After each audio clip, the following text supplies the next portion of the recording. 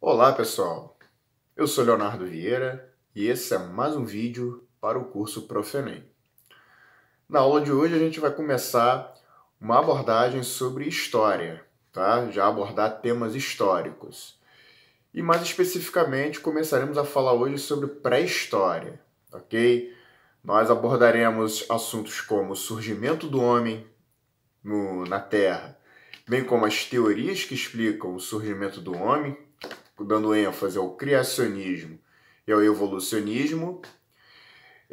Falaremos sobre o modo de vida do Paleolítico e no Neolítico e sobre a Idade dos Metais, ok? Desde já eu peço, que você divulgue o vídeo, beleza? Se estiver assistindo pelo Facebook, curta, compartilhe o vídeo, siga a nossa fanpage. Se estiver assistindo pelo YouTube, dê um like, se inscreva no nosso canal, ouça nosso podcast, siga a gente nas demais redes sociais, beleza? Ajude aí o nosso canal a crescer, beleza? Bom, então chega de conversa, vamos ao que interessa. Vamos lá?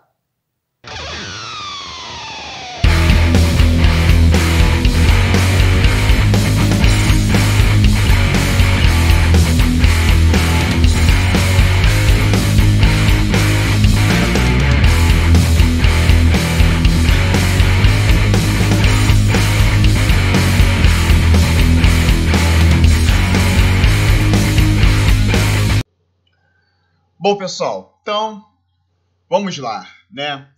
Hoje nós começaremos a temática de pré-história, né? E vamos começar a aula de hoje falando sobre os primeiros humanos, ok? Pré-história, hoje nós falaremos uma parte desse conteúdo devido à sua extensão, ok?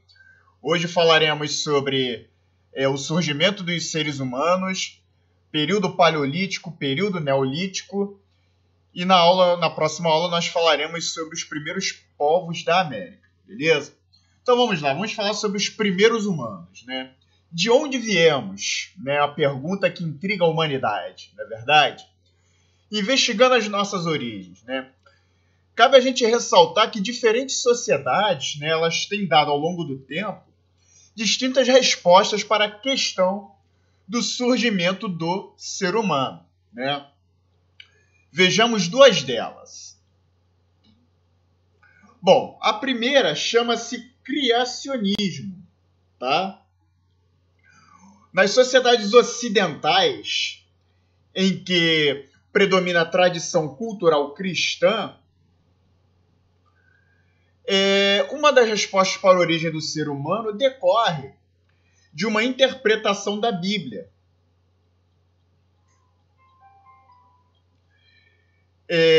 O livro sagrado dos cristãos. Trata-se da visão denominada criacionismo. De acordo com o criacionismo, o texto bíblico fundamenta a interpretação de que o ser humano é criação de Deus. E não apenas uma criação, mas uma criação especial. Pois o texto sagrado diz que o homem e a mulher foram criados à imagem de Deus. Então, o que isso significa? Isso significa que o ser humano não é apenas algo, um corpo que vive, mas alguém, um corpo dotado de uma alma espiritual. Então, assim, o ser humano se diferencia das demais criaturas vivas por sua essência espiritual, que se revela no desenvolvimento de características como a racionalidade, a consciência reflexiva, a linguagem elaborada, a imaginação artística e o senso de moralidade. Essa visão criacionista ela vai predominar nas sociedades ocidentais cristãs até o século XIX. Contudo, com o avanço das investigações científicas e a consolidação de uma racionalidade laica, ou seja, não religiosa, uma nova teoria alcançará consistência para confrontar a hegemonia criacionista nos meios científicos. E que teoria é essa? É a teoria do evolucionismo, tá? Essa doutrina ela vai surgir em 1859 quando, após anos de observações e estudos da natureza, o cientista inglês Charles Darwin publicará o livro A Origem das Espécies. Nesse livro, ele vai propor que os seres vivos evoluíram a partir de um ancestral comum. Ele considerava também que o mecanismo biológico pelo qual as espécies mudaram, evoluíram e se diferenciaram estaria baseado em uma seleção natural.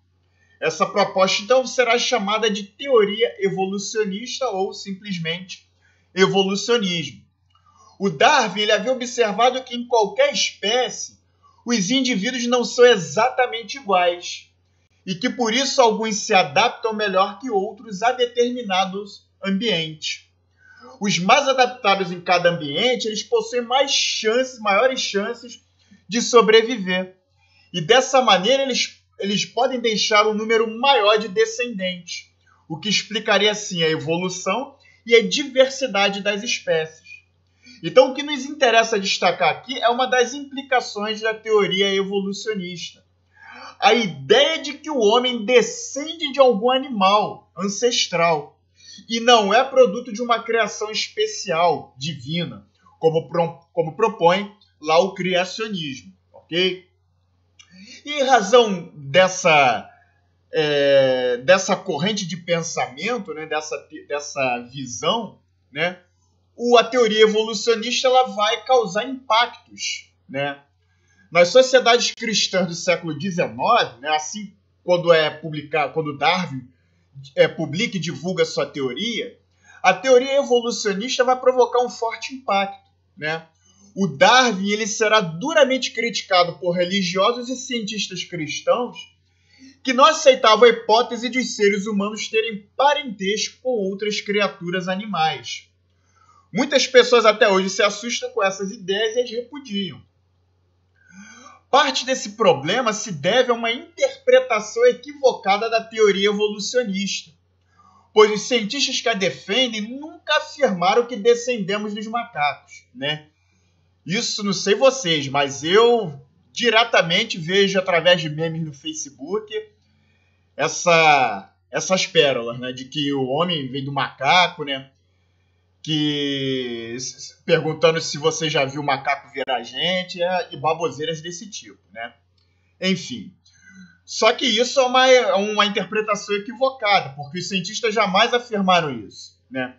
A hipótese evolucionista é que, em algum momento da evolução das espécies, as linhagens de humanos e demais primatas, né, os chimpanzés, os gorilas, os orangotangos, etc., compartilharam um ancestral comum.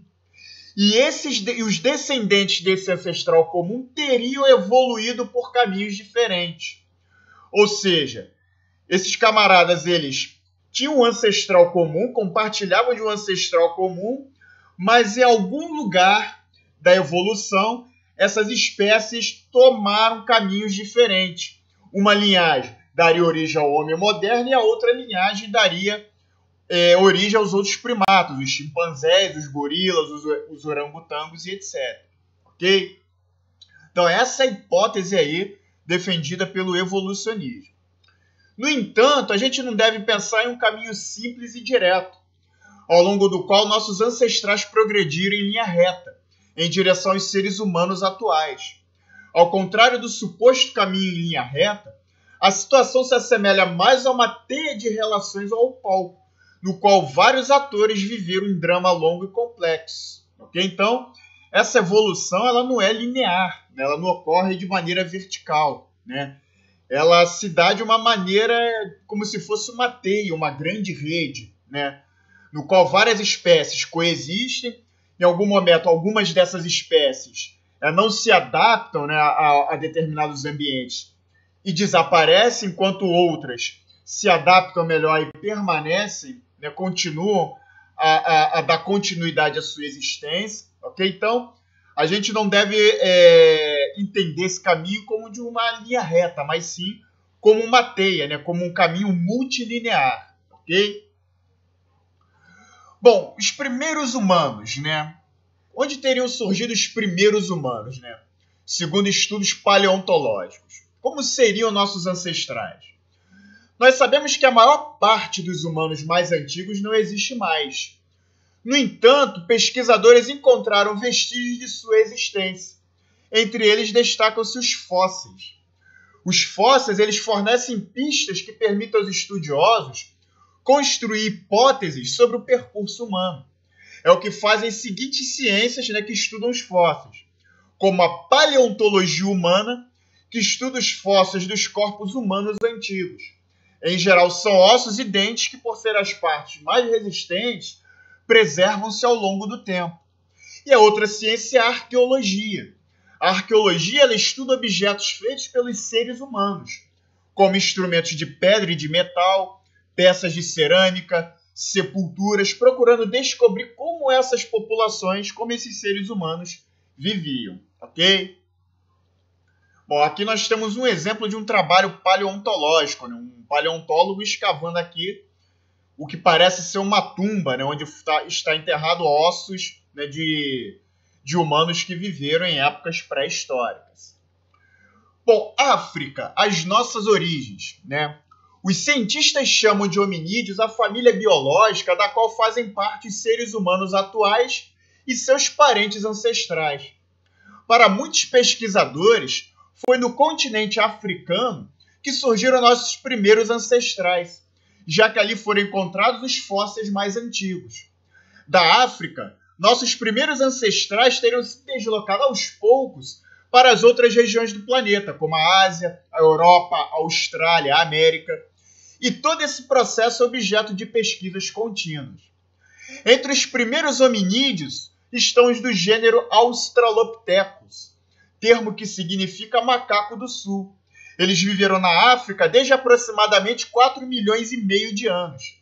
Caminhavam de pé, ou seja, eram bípedes, ok? Em posição semi-ereta, tinham uma estatura média de 1,20 m, dentes molares relativamente resistentes e cérebro com volume médio de 570 centímetros cúbicos. Supõe-se que sua alimentação tenha sido baseada em vegetais, como gramíneas, raízes, sementes e brotos. Mas acredita-se que algumas espécies de Australopithecus também se alimentavam de lagartos, ovos e pequenos mamíferos. A maior parte deles extinguiu-se há cerca de 1 milhão de anos, tá? E aqui nós temos, gente, segundo uma representação gráfica, como seria um Australopiteco, Um Australopiteco afarensis, Nós temos aí várias famílias de Australopithecus, mas sendo que a família do Australopithecus afarensis é a mais, só que possui mais fósseis, Que possui mais fósseis deixados, Então acredita-se que é uma espécie que predominava ali no continente africano, tá? Esse aqui, segundo a representação gráfica, através de pesquisas de ossos e fósseis deixados, que um Australopithecus teria mais ou menos essa aparência aqui, beleza? Ele teria já uma postura bípede, como nós podemos ver, mas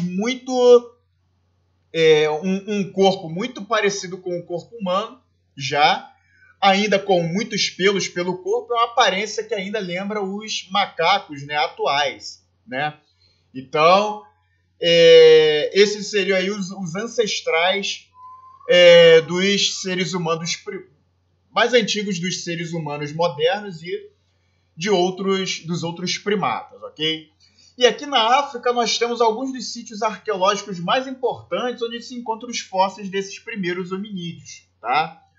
Aqui na África, existem esses sítios arqueológicos mais importantes e acredita-se que é nesse continente aí que os seres humanos tenham, os ancestrais mais antigos dos seres humanos tenham surgido, ok?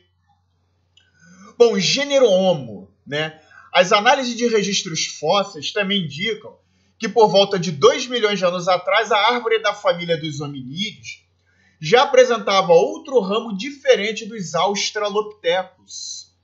Tratava-se das espécies do governo Homo, que inclui seres humanos atuais. Gente, aqui é gênero, botei governo, mas eu viajei, tá? É gênero humano, tá ok? Das espécies do gênero Homo, que inclui os seres humanos atuais. Entre as principais espécies do gênero Homo estão o Homo habilis, o Homo erectus, o Homo neanderthalensis e o Homo sapiens. Bom, esse aqui é o Homo habilis, tá?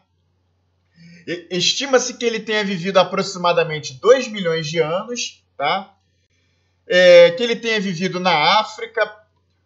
Provavelmente ele não migrou para outros continentes, tá? Essa espécie era proveniente da África. O volume cerebral girava em torno de 700 centímetros cúbicos. A alimentação incluía, além de vegetais, um pouco de carne. E dentre suas habilidades, né, ele teria fabricado os primeiros instrumentos de pedra e de madeira, né? Por isso que ele recebe a denominação Homo habilis, que significa homem habilidoso, né? Porque ele teria sido a primeira espécie aí do gênero Homo a desenvolver os primeiros instrumentos de pedra e madeira para usar no cotidiano, ok?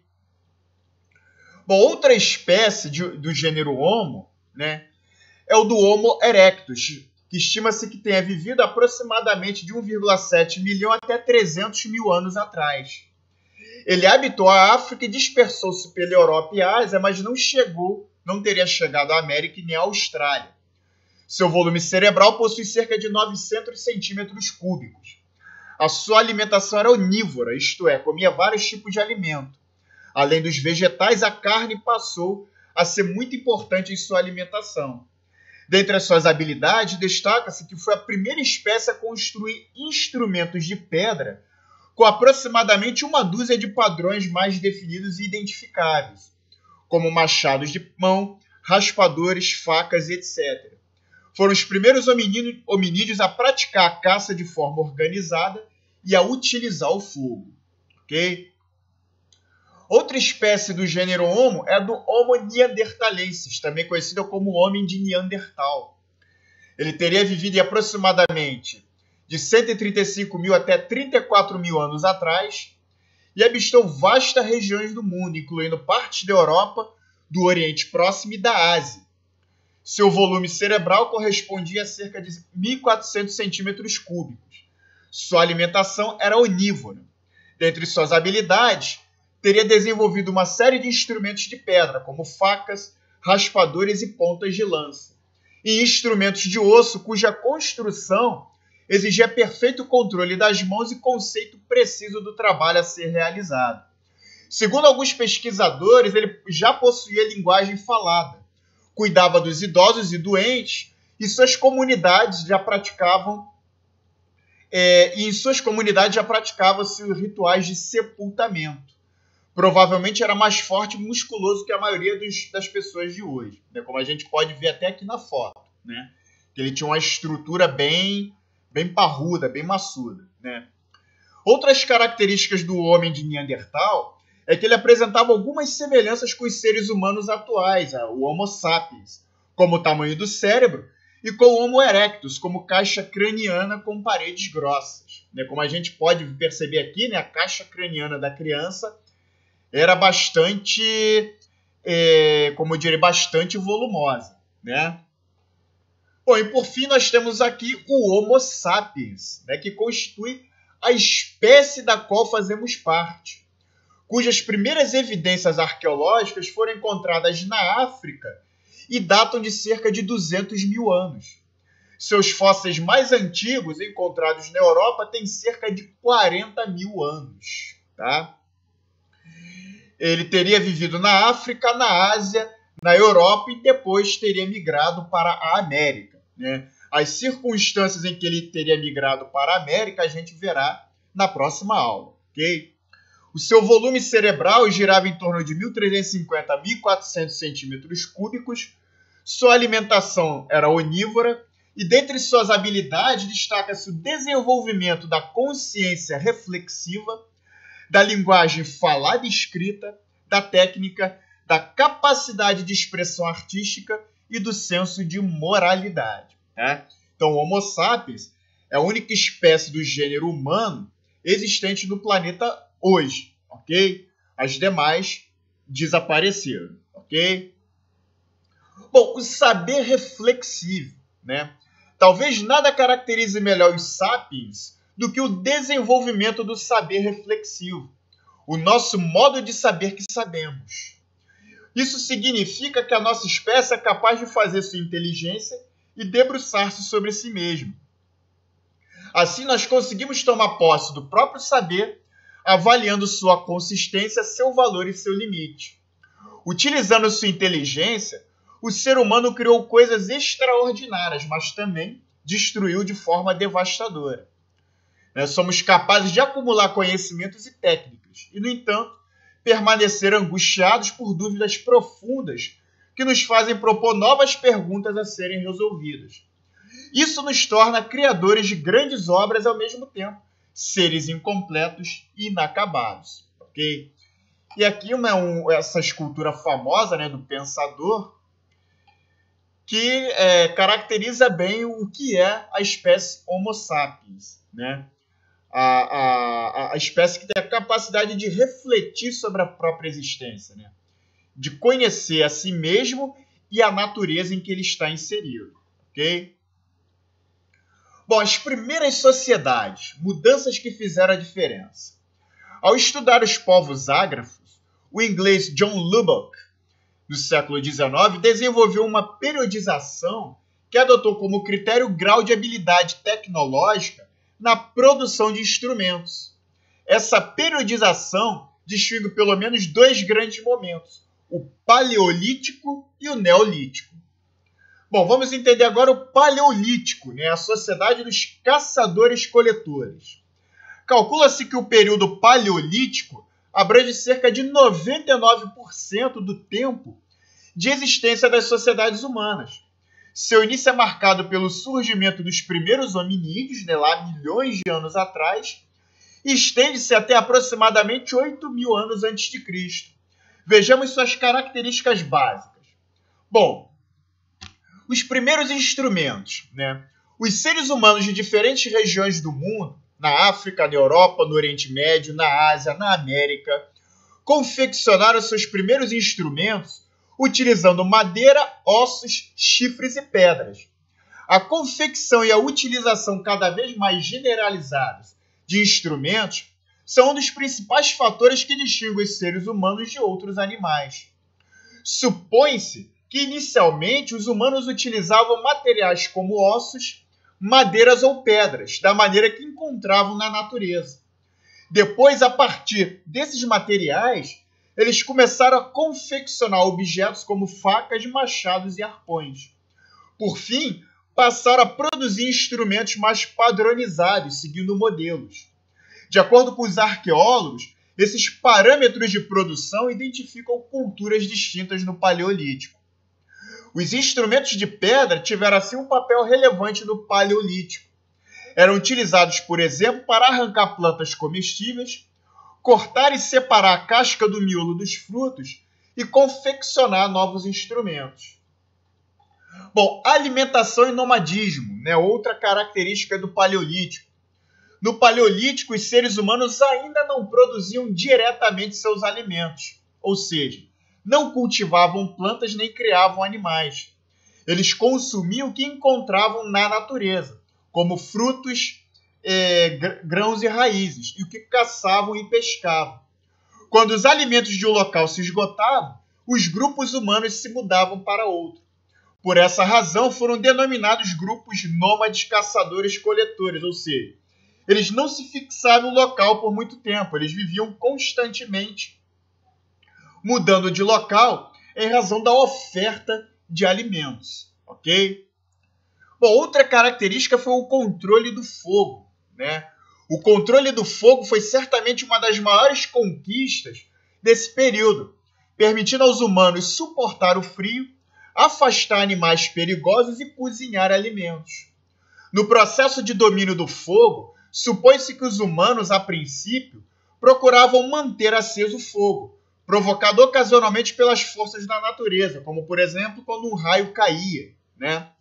Posteriormente, eles aprenderam a produzi-lo pelo atrito de madeira, lascas de pedra, dentre outros meios. A partir de então, desenvolveram-se assim outros métodos. Quanto aos abrigos e roupas, no decorrer do Paleolítico, grupos humanos em diferentes regiões do planeta também desenvolveram técnicas para se proteger dos rigores do clima. Construíram assim os primeiros abrigos e produziram as primeiras roupas com peles de animais, né? Utilizando assim o couro para a fabricação dessas primeiras roupas. Bom, formas de organização social. Para melhor garantir a sobrevivência, diversas sociedades de caçadores-coletores estabeleceram modos de cooperação entre seus membros. Com isso, conseguiam, por exemplo, construir abrigos em menor tempo ou desenvolver táticas de caça em conjunto. Supõe-se que também estabeleceram divisões de tarefas. Segundo os estudiosos, é possível que tenha ocorrido uma divisão do trabalho de acordo com o sexo e a idade. Geralmente, entre os adultos, os homens caçavam e as mulheres faziam a maior parte da coleta de alimentos, vegetais e cuidavam das crianças. Conjectura-se que em muitas sociedades de caçadores-coletores, os alimentos obtidos eram compartilhados pelo grupo e não havia preocupação de estocagem.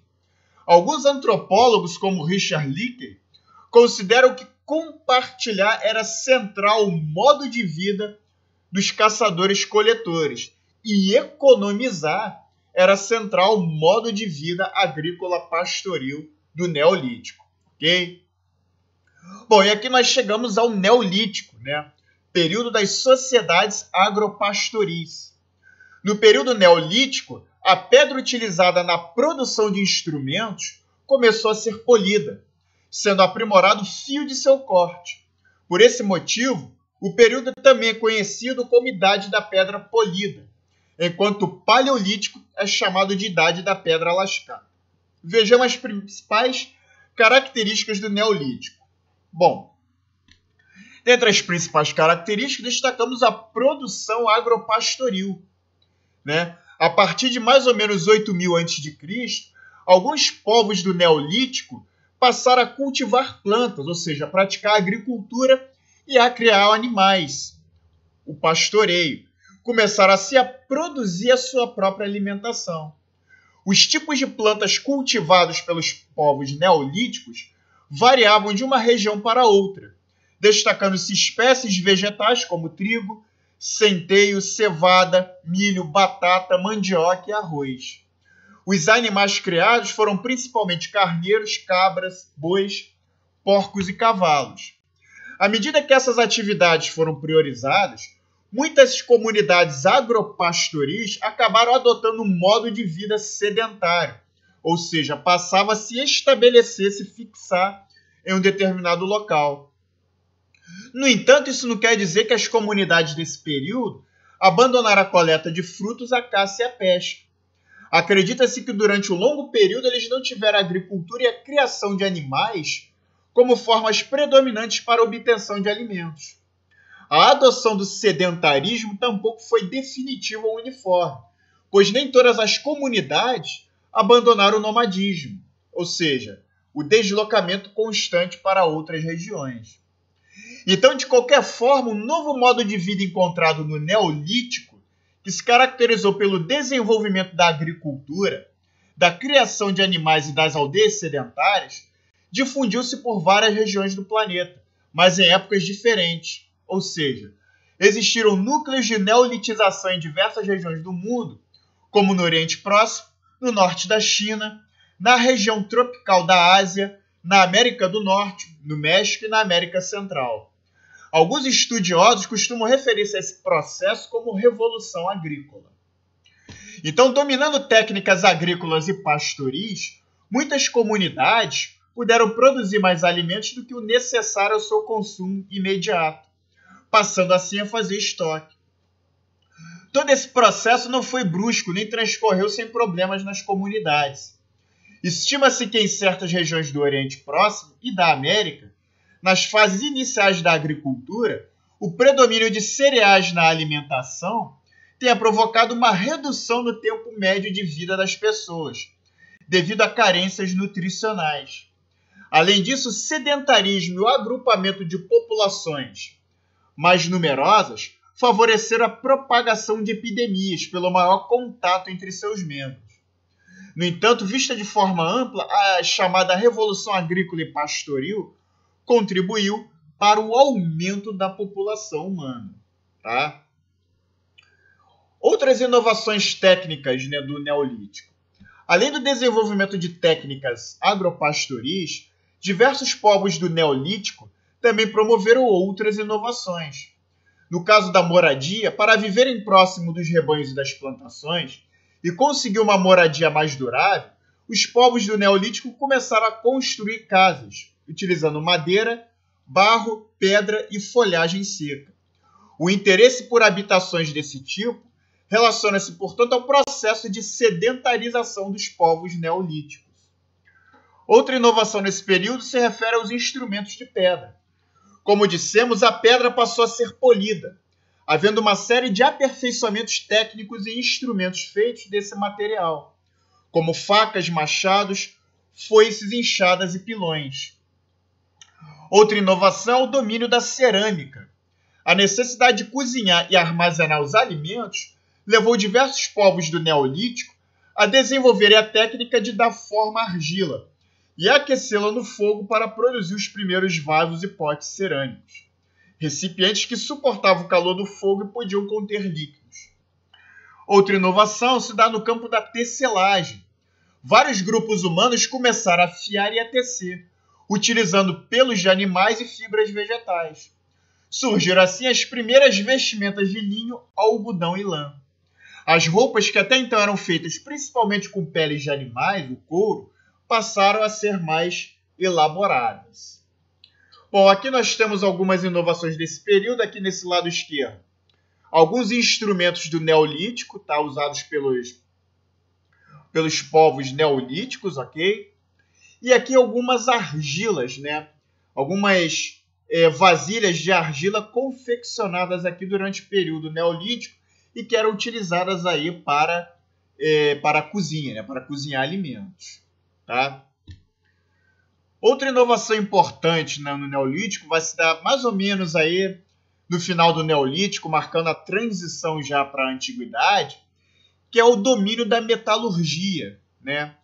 Por volta de 4.000 anos antes de Cristo, as primeiras sociedades urbanas do Oriente Próximo começaram a desenvolver a metalurgia, ou seja, a utilização sistemática de metais para a fabricação de objetos. Os metais muitas vezes eram extraídos de terras distantes das oficinas metalúrgicas. O primeiro metal a ser utilizado em larga escala foi o cobre. Posteriormente, a partir da mistura do cobre com o metal estanho, conseguiu-se o bronze. Essa liga metálica mais resistente que o cobre foi empregada na fabricação de instrumentos como espadas, lanças e martelos. Já por volta de 1500 a.C., alguns povos desenvolveram a metalurgia do ferro, e a nova técnica foi difundida por várias cidades do Oriente Próximo, entre outras regiões. Os instrumentos feitos de ferro possibilitaram significativo aumento da produção agrícola e do artesanato. No entanto, objetos de pedra, como a ponta das setas e as raspadeiras, continuaram sendo amplamente utilizados. O desenvolvimento da metalurgia representaria enorme conquista tecnológica, pois irá possibilitar a produção de instrumentos e objetos resistentes, das mais variadas formas. Os metais em geral são tão duros quanto a pedra, mas podem ser modelados na forma que se desejar, ou seja, porque eles podem ser fundidos. A fusão do metal tornou possível a confecção de objetos como panelas, vasos, enxadas, machados, pregos, agulhas, facas e lanças de metal. Então, o trabalho metalúrgico ele exige habilidade, conhecimentos especializados e disponibilidade de tempo. Beleza? Bom, aqui nós temos alguma espécie de machado de metal que é proveniente desse período aí final do Neolítico, quando as sociedades humanas começam a dominar aí a metalurgia, ok? Bom, galera, e com isso nós encerramos a aula de hoje, ok? Bom, pessoal, é isso aí. Espero que vocês tenham gostado. A gente continua com essa temática aí em vídeo posterior, beleza? Então, não se esqueça, curta, compartilhe, dê um like, Siga a nossa fanpage, se inscreva no nosso canal, siga a gente nas outras redes sociais, ok?